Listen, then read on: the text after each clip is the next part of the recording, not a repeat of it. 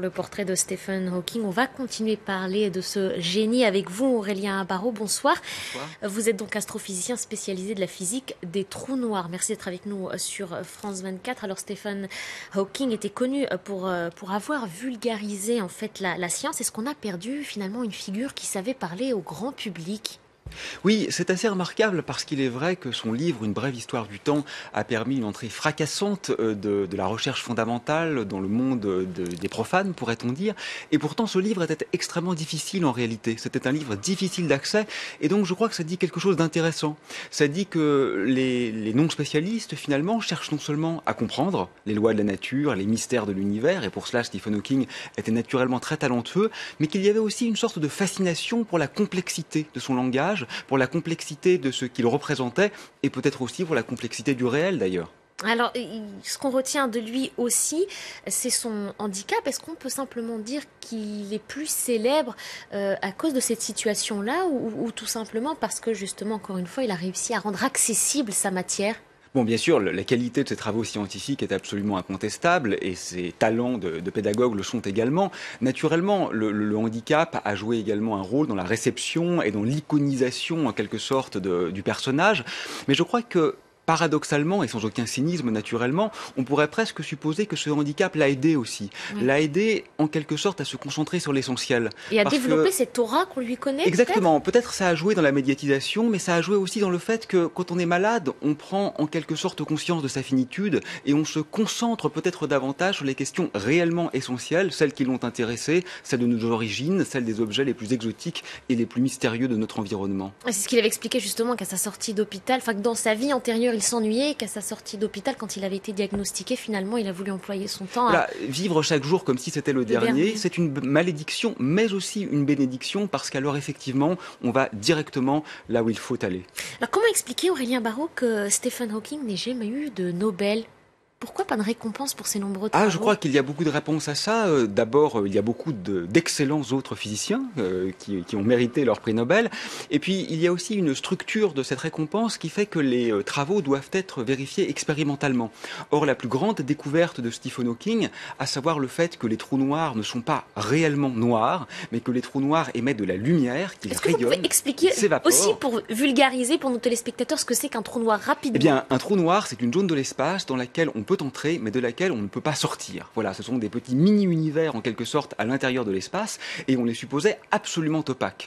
Et que ce qu'a compris Hawking, c'est qu'en conciliant nos deux grandes théories, la théorie d'Einstein d'un côté et la physique quantique de l'autre, eh bien en fait, les trous noirs rayonnent de la lumière.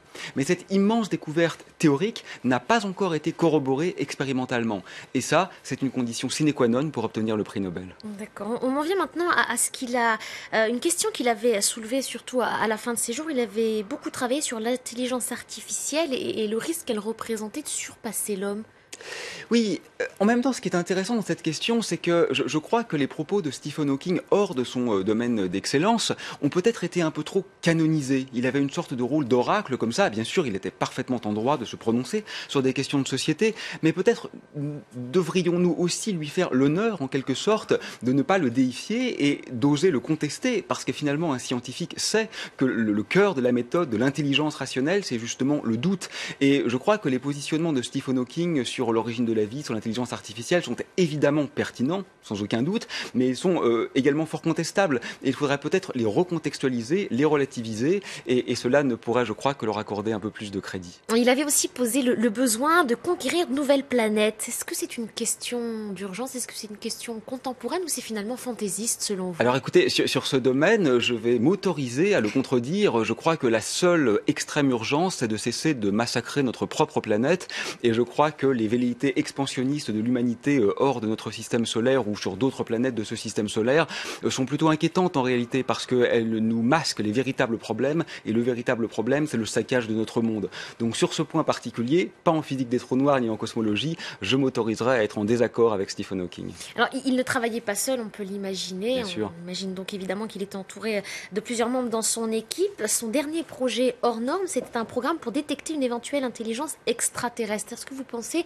que ces équipes peuvent reprendre le flambeau ou que d'autres spécialistes, d'autres astrophysiciens peuvent également creuser cette question-là? Oui, naturellement, ce sont des travaux fondamentalement collaboratifs. D'ailleurs, c'est important de prendre conscience, je crois, que la science contemporaine est souvent dans ses meilleurs résultats, la résultante d'un ensemble complexe d'interactions humaines. Et c'est quelque chose de très beau. D'ailleurs, pour reprendre l'image du prix Nobel que vous évoquiez, c'est un peu dommage que le prix Nobel de physique ne puisse pas, statutairement, être attribué à une organisation. Le CERN, par exemple, qui a permis la découverte du boson de Higgs il y a quelques années, ou l'expérience LIGO qui a permis la découverte des ondes gravitationnelles, ne peuvent pas statutairement recevoir le prix Nobel. Mais en effet, la plupart des grandes découvertes de ces dernières années résultent, et c'est très beau en réalité, d'une sorte d'intelligence collective. Et il n'y a aucun doute que les voies que Hawking visionnaire a tracées pourront être suivies par d'autres que lui. Très rapidement, Aurélien Barraud, qu'est-ce que vous retiendrez? Comment est-ce que vous pourriez résumer finalement le personnage de Stephen Hawking en une formule?